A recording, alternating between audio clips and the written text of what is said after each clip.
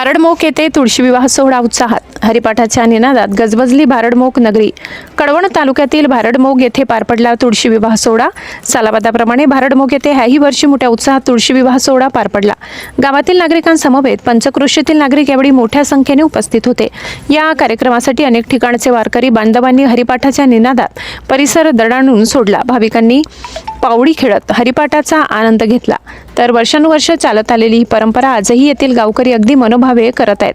या सोहळ्याच्या निमित्ताने हनुमान मंदिरावर मोठ्या प्रमाणात विद्युत रोषणाई करण्यात आली, तर पालखी मिरवणूक देखील उत्साहात संपन्न झाली. वृत्त संकलन विभाग, कळवण, नाशिक.